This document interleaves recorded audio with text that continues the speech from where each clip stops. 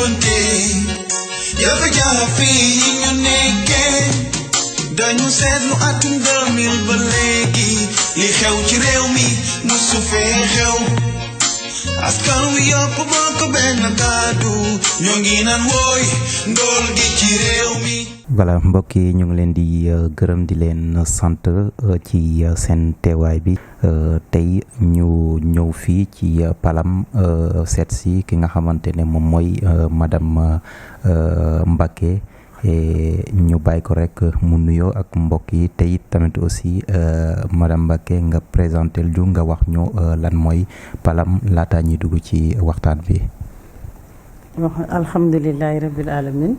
bismillahi rahmaani rahim maa ngi lay nuyu bu baax a baax di nuyu ñëpp ñoo xam ne ñu ñuy déglu di tamit di sant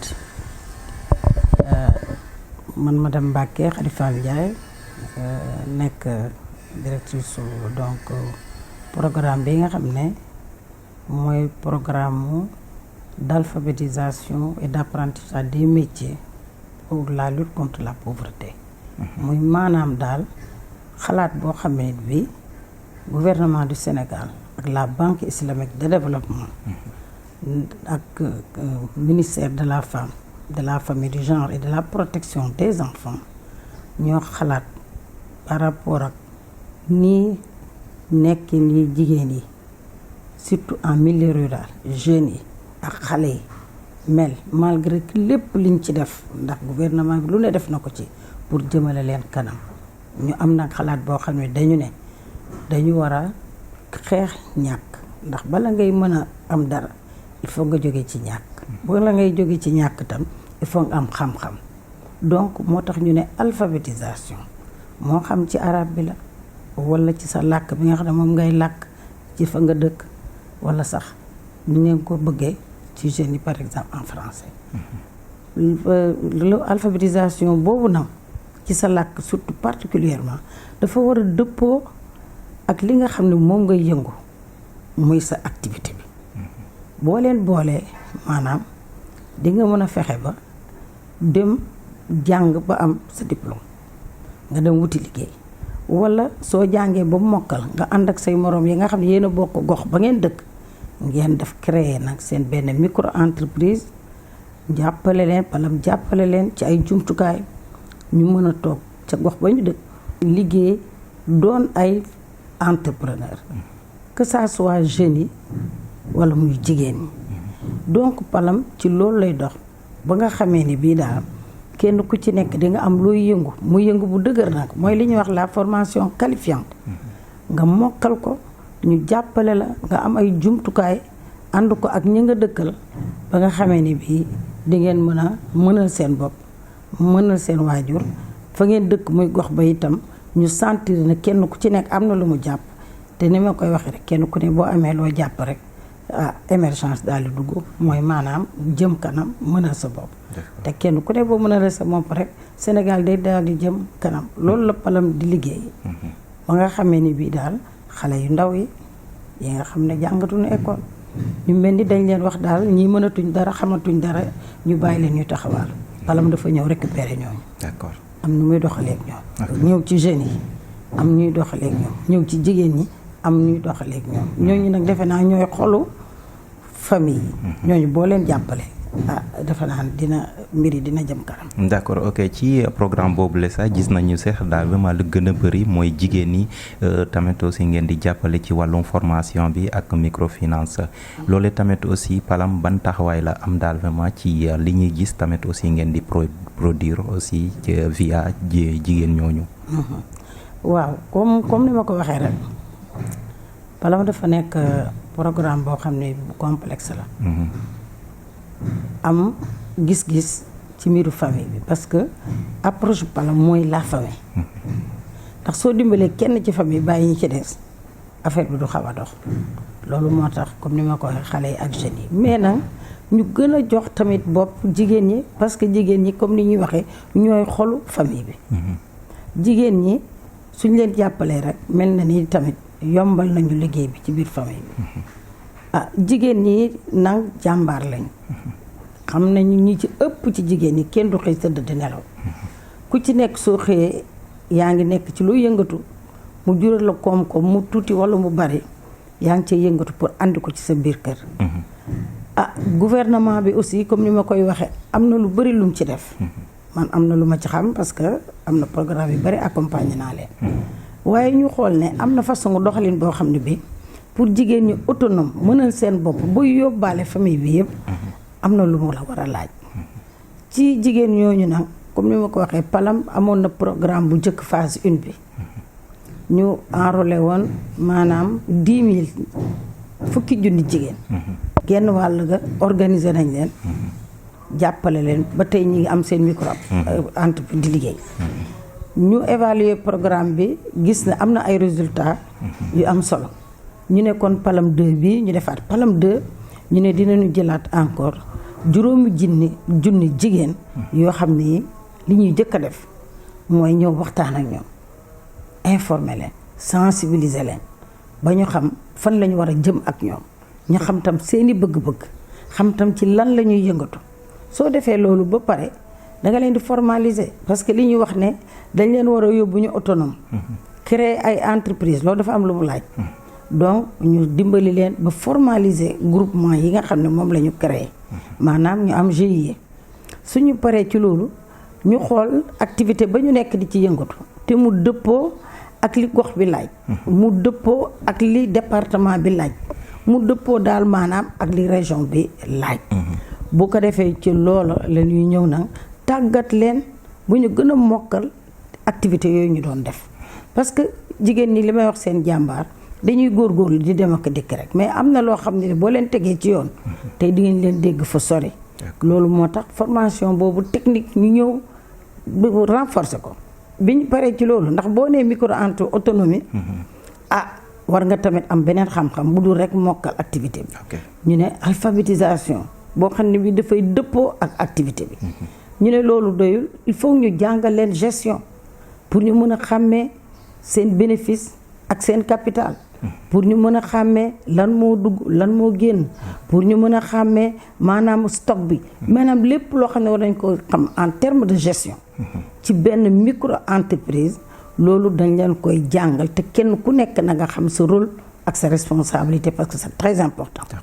loolu bu ñu ko defee ba pare dañuy leen di tàggat nag ci naka la ñuy tënkee bindee projet parce que boo bëggee def dara foog nga am projet te am nañu ay partenaires yoo xam ñoom la ñuy liggéey mooy les opérateurs techniques ak les opérateurs en alphabétisation ñooñu ñooy ànd jàppale leen ba ñu bindal leen projet suñu bindee projet bi te xam ne femmes yi dañ ci participer ci ni ñuy bindee projet bi léegi nag dañuy dem seeti les SFD services financiers décentralisés yi nga xam ne dañu am ak ñoom partenariat ñooñu ñu jox leen projet yi ñu xool ko seet ko bu ñu ko seetee ba seppal ko xam ne projet bi dëgër na ñu ànd ak bénéficiaires yi femmes yi dem wuti ay facture proforma parce que du xaalis lañ leen di jox tey dañoo changer aussi doxalin ci financement yi parce que xam nañu jigéen ñi jàmbaar lañ jox nañ leen lu bari ci financement ci xaalis mais ku xëy sa kër dem jëli financement biñ la jox te bàyyiwoo fa ndekki bàyyiwoo fa añ bàyyiwoo fa reer booy wàññee ko di nga jaar di nga jaar di nga ca cof am loo yóbbu boo demee bala ngay tàmbali projet bi sa doom feebar mbaa kenn am lu ko kii di nga cof yóbbu hôpital mais à force nga koy cof li taxoon xaalis bi jóg dootoo ko def te da lay indil ay bor ba pare te doo avancé moo tax ñu ne ñun dañuy tamit changer innover def financement islamique duñ la jox xaalis bi mais yow daay seeti sa jumtukaay yi nga soxla pour liggéey ñu ànd ko ak yow ak service financier décentralisé bi jëndal la jumtukaay yi tàggat la gunge la ba nga installé wu yéen ñëpp ñaar fukki groupement femmes ak juróom lay doon par micro entreprise kenn ku ci ne wala groupe bu ne am nga looy def dañ lay defal ay postes de responsabilité commission nangam commission formation commission achat commission stock bu ko defee kenn ku ne da ngay sentir sa bopp ci biir am ci responsabilité dootul doon rek présidente bi wala secrétaire bi wala ñoom ñaar dong ñooy dem ñooy dikk déedéet ñu ko seq kenn ku nekk da nga ci am sa rôle ak sa responsabilité ñu tàggat la ci former la di leen gunge nag topp di leen seet ba xam surtout en termes de perfectionnement ci alphabétisation bi ndax mën nañu bind compte d'exploitation parce que loolu je pense que c'est important loolu yëpp bu ñu leen ko defalee tout le contenu nécessaire toute la quintessence de mise en place micro-entreprise suñ leen ci jàppale ak opérateur technique yi opérateur alpha yi avec les acteurs porteurs de dynamique communautaire au niveau terrain avec les collectivités territoriales tous les acteurs concernés ensemble bu ñu leen gungee tuuti dinañu gis ay femmes de véritables femmes entrepreneurs. D'accord. Finalité bi mooy pour ñu doon entrepreneur il faut ñu am ay produits labellisés loolu tax ñuy mettre l'accent sur la formation il faut également ñu am benn marque buy wane ni seen produit yi seen normé mooy le Fra on ñu yokk ci leneen aussi femmes yi pour ñu war a mën a vraiment dem dëggantaan il faut ñu xam lan moo xew feneen mooy immersion dem ci yeneen entreprise plus développée kon donc loolu dafa bokk ci critères yi yi nga xamante critères d'éligibilité yi tout à fait surtout d'évaluation des femmes qui sont capables en tout cas d'aller seules ça c'est très important donc voilà un peu autonomisation boobu lan la ñuy def ba femmes yi mën a autonome parce que c'est très important boo ci bàyyi rek dina am lu sooxe ci liggéey bi et je sais que depuis la phase 1 tey jii am nañu femmes yu participer à des foires peut-être loolu dinañ ci dikk te loolu li ko indi mooy ni ñu leen tàggatee ni ñu leen responsabiliser ba tey buñ ñu gisul mën nañu jël seeni horaire buñ nee foire am na fenn ñu dem ca wala ñu organiser defar seeni produit ba di ko yónnee ñi di ko jaay donc voilà lan la Palam di def pour accompagner femmes yi d'accord très bien autonome c'est la même chose pour les jeunes si c'est vrai justement aussi que bu ñu waxee ci wàllu affaire foire yi parce que gis nañu fii bi may dugg si gis naa ay produits yu intéressants te foire internationale des produits africains nit ki suba la ubbite bi mooy le 27 yéen en tant que aussi société bu woo xamante ne bu yëngu ci wàllum formation des familles ban taxawaay tamit aussi ngeen di wone ci foire boobu nga xamante ne dañ koy amal. bon foire boobu comme ni ko suñu ministère de tutelle mooy ministère de la femme de la famille du genre et de la protection des enfants orienté selon aussi principe yi nga xam ne tam moom la foire bi tërale organisation bi te madame Ba directrice donc des organisations féminines et de l'entrepreneuriat féminin en tout cas di coordonner dañ ci tënku niñ ci tënkoo mooy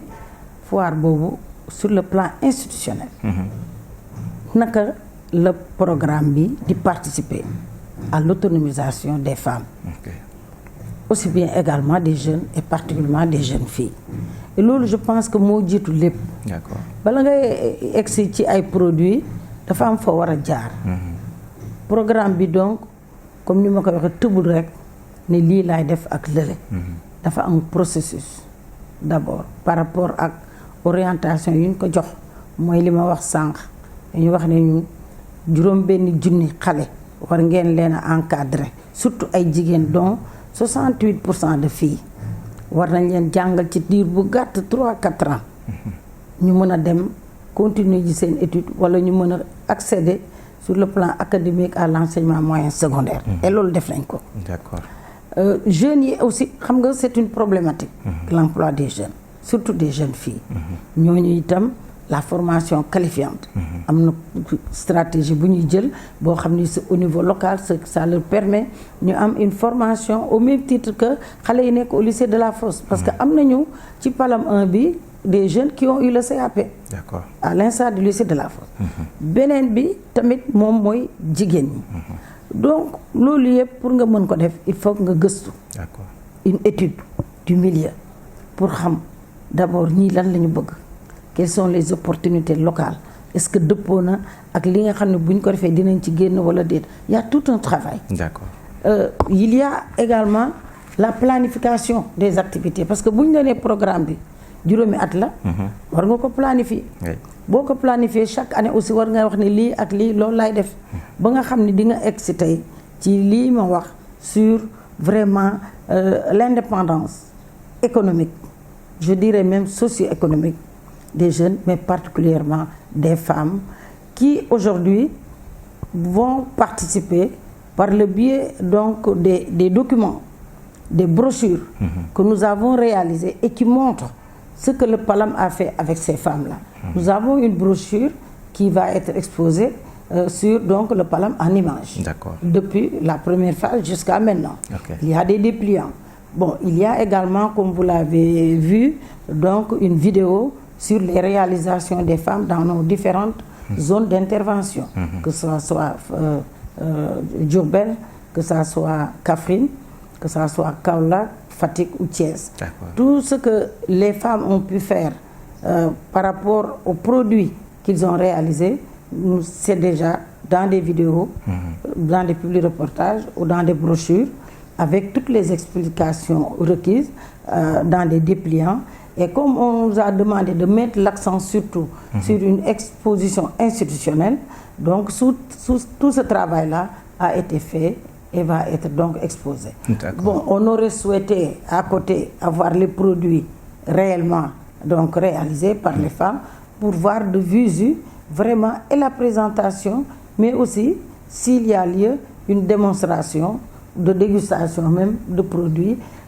créés par nos femmes. Les zones d'intervention du Palam, par exemple, aujourd'hui, est-ce qu'aujourd'hui le Palam va également décentraliser ses activités, surtout aussi dans le milieu rural, urbain, comme par exemple les villages les plus reculés? Est-ce que vous y avez pensé? Oui, mais c'est une bonne question parce que nos zones d'intervention se trouvent en milieu rural particulièrement. Nous intervenons dans les régions que j'ai évoquées tout à l'heure, mais dans des communes et des villages très enclavés, très éloignés. Parce que le développement ne doit pas se limiter en milieu urbain. Il y a beaucoup de projets, beaucoup d'interventions en milieu urbain. Il va falloir aussi plus décentraliser en milieu rural pour permettre également à ces populations, surtout ces braves femmes, de pouvoir donc être encadrées et sortir du sous-développement. Donc, comme je l'ai dit, nous sommes dans 200 villages dans les régions de Diourbel et Kaffrine, dans des villages très enclavés. Je peux même donc citer le cas de Belel Djigel, dans Kaffrine, très très éloigné. Je peux citer dans la deuxième phase Nawaren, également très très enclavé, où les femmes ont fait des miracles. Le cas de Nawaren, par exemple, Madame le ministre a visité donc cette communauté et a vu que les femmes, au-delà de ce qu'on leur apprend sur le terrain, à partir de ces informations et de ces expériences, ils ont pu créer de nouveaux produits. Par exemple, le café Kumpe. Le café Kumpe qui a été imaginé par les femmes à partir de la formation qu'elles ont reçue. D'accord. Voilà. Okay, donc, mais la formation ici, au niveau de Palam, est-ce que des fois aussi au sortir de la formation, c'est sanctionné par un diplôme ou bien donc une attestation? Oui, les formations qui sont donc dispensées aux femmes, c'est tout un processus, comme je l'ai dit. Ce n'est pas une formation thématique seulement pour tel ou tel domaine, mais c'est une série de formations qui vont être sanctionnées par la mise en place d'une micro-entreprise validée. Si la micro-entreprise est validée, cela veut dire qu'il y a une bonne acquisition de toutes les expériences ou de toutes les formations qui ont été dispensées aux femmes. À titre exceptionnel, par exemple, je prends le cas de l'éducation financière. Une fois cette formation réalisée avec d'autres partenaires, il y a une attestation. Il est vrai qu'il y a des attestations qui sont fournies, mais pour nous, l'attestation finale est la plus indiquée parce que cela prouve que toutes les formations, tous les investissements requis ont pu être obtenus pour que les femmes, après le départ du Palam, seront autonomes et pourront aller toutes seules. D'accord. Votre dernier mot également dans cette interview, donc ce sera quoi? Bon, ça sera un renforcement des éléments importants pour la pérennisation. Nous mettons vraiment l'accent sur la labellisation. Parce que sans labellisation, les femmes vont se débrouiller, mais ne vont, je ne dirais pas jamais, vont être difficilement elles vont être difficilement, donc, je ne sais même pas comment le dire, c'est-à-dire, ça va être difficile pour eux d'accéder à d'autres instances en dehors de leur village. Parce que le marché, ce n'est pas le village. Le marché, ce n'est pas le département ni la région. Pour nous, le marché, c'est qu'elles puissent participer aux foires nationales, aux foires internationales et pouvoir vraiment se faire distinguer de par la qualité de leurs produits, mais également de la disponibilité de leurs produits. Ça, c'est important. L'autre aspect également qui est important, c'est le réseautage. Parce que c'est l'union qui fait la force. Oui. Parfois, dans un village, vous voyez 2 groupements qui font la même chose. Et ça va être difficile de vendre. Ou même dans des communes proches, on fait la même chose. Donc, nous mettons l'accent sur le réseautage, en tout cas des GIE qui ont été encadrés par le PALAM. L'autre question que j'ai oublié donc de poser et que c'est important, comment vous faites également avec la concurrence également avec les produits étrangers? Est-ce que ça ne vous contraint pas des fois également de faire correctement votre travail en tant que également des structures qui sont au niveau national? Non, bon, je ne dirais pas non totalement parce que ces produits sont là depuis longtemps. Et les gens ont l'habitude de les consommer. Pour les enlever du marché, ça va être difficile. On n'a même pas l'ambition, peut-être tout de suite, de les enlever du marché, mais il faudrait en tout cas assurer la qualité. Quand il y a la qualité, une fois que moi je goûte à un produit qui me satisfait, mais je vais retourner acheter le produit. Donc, nous, ce qui est important pour les femmes, c'est l'engagement d'abord. C'est le vouloir,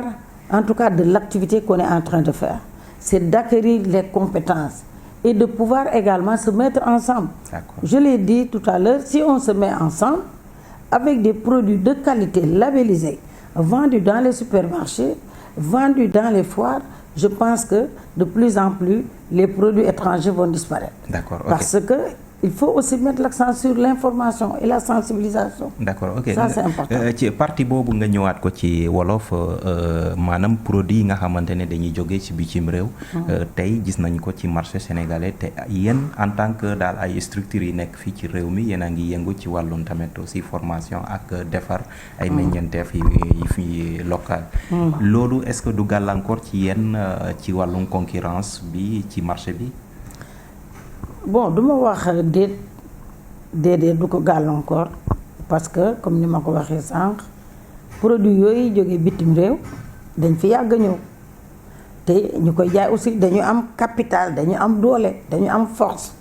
ba nit ñi tam tam nañu consommer certains produits étrangers. Donc pour tëb jëlé len fi du yomb mais li len fi jëlé de façon progressive moy ñi nekk ci liggéey bobu di liggéey ci transformation produits locaux duma dugg ci détails yi bu may liggéey dara naa fexe ba mokkal ko maîtriser ko naa ko bëgg naa tamit am engagement bi ba pare di def produit de qualité parce que boo deful produit de qualité su ma ñëwee jënd ko tey mu mel ni par exemple ma jënd karaw su ma demee araw doom bi seey bu dootuma ñëwaat wala su ma amee sànqal ma jël ko dem yéey mu am ay xeer dootuma ñëwaat mais su ma ko defaree avec qualité am si fulla am fayda bëgg ko ba pare lëkkaloo ko ak ñeneen ñuy def la même chose te s'orienté wuñ mooy réseautage dinañu def quantité bu bari dinañu def qualité dem itam wuti marché bi parce que marché bi du village bi marché bi da ngay génn wëri ko da ngay génn seeti ko su ma fexee ba am marché bi nag ma fexe ba marché boobu ma jàpp ko mais au fur et à mesure ñuy def loolu ma jënd ko mu neex damay dellu si waat je prends seulement un cas d'un village que nous avions encadré j'oublie un peu le nom mais ce groupement-là, cette micro-entreprise avait participé à une foire à Dakar. Quelqu'un a acheté leurs produits et les a appelé la présidente parce que sur les étiquettes il y avait le numéro de téléphone de la présidente. Il a appelé la présidente et à partir de ce moment cette personne-là commande des produits céréaliers à ce groupement et les exporte vers les États-Unis. Donc, c'est possible. C'est bien possible. Parce que les Sénégalais sont partout. Et c'est même ceux qui ne sont pas Sénégalais, à force de goûter à nos produits, qui ont de la qualité, je pense, finiront par les adopter. Merci. En tout cas, ça a été un plaisir. Kontaan nañu bu baax a baax bu ñu ñëwee fekk la fii donc ci siège u Palam daje ak madame Mbacké mu nekk tamit aussi vraiment une dame humble te tamit aussi baax lool te tamit aussi disponible. Kontaan nañu trop daal vraiment ba ñu ñëwee découvrir tamit aussi Palam ak tamit li muy def ci jigéen yi. En tout cas ñu ngi lay sant di la gërëm ci dalal ba ñuy dalal. Merci jërëjëf kontaan bu baax yi tamit di wax rek au niveau du ministère gis nga programme yu bari ñi ngi yëngu pour jigéen ñi. ak nii ñu ko tàmbalee te ministre madame le ministre santuñu ko mooy ñu ànd ensemble góorgóorlu def benn say une équipe soudée et ensemble on peut soulever des montagnes surtout avec un ministre comme madame le ministre Ndeye Saly Diop. Si on suit ses pas et ses orientations on arrivera à contribuer de façon effective dans le programme PSE, le programme le plan Sénégal le émergent. plan Sénégal émergent parce que le Palam aussi va dans ce sens-là à travers ces 3 axes. Merci. Donc vraiment nous remercions tout le monde et nous demandons une très bonne solidarité, aller ensemble booster le développement, surtout arriver à une autonomisation socio-économique réelle des femmes et des jeunes filles. Merci. Je vous remercie. Merci beaucoup. Merci madame. Donc ça a été aussi un plaisir pour nous également aussi de venir vous rendre visite et ce sera donc la prochaine fois aussi on aura le temps également aussi de parler d'autres aussi projets également donc en tout plaisir. Merci beaucoup. askan wi ñoo ma yóbbante jafe-jafe yi ñu nekkee dañu seetlu atum 2000 ba léegi li xew ci réew mi musu fee xew askan wi yëpp bokk benn kàddu ñoo ngi naan wooy ndool gi ci réew mi